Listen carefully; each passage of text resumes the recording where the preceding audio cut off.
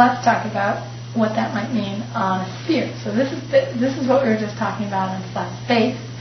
So let's just take it as a idea that a straight line is just the shortest distance, the path that takes the shortest distance between 2 points.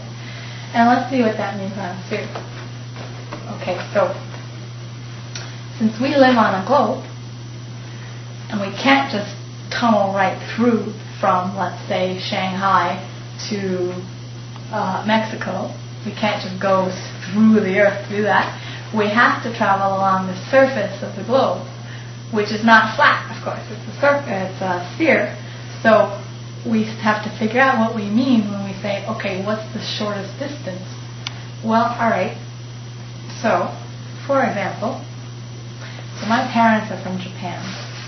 And when they were younger and traveling between Tokyo and New York, they would fly, of course, but they would fly through Anchorage. And why is that? So let's look. So let's take the same idea that the straight lines on the sphere, whatever that might mean, the straight lines on the sphere ought to mean that it's the shortest distance. So let's look, okay? So one way on the flat surface to decide whether something is really a straight line is to just totally, from a practical point of view, you just take your string and you make sure it's taut, right? So that there's nothing loose like this. You know that it's straight when you pull it taut and it's not going to move anymore. So let's try this on the sphere. Okay, here's Tokyo.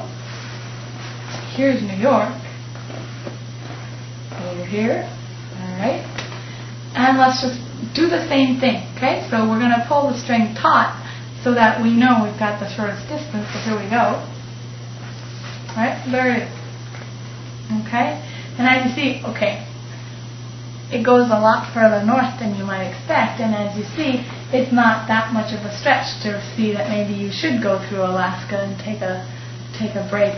It's in fact almost exactly halfway in the middle. So it makes sense that back in the days when my parents were young, they would refuel in Anchorage.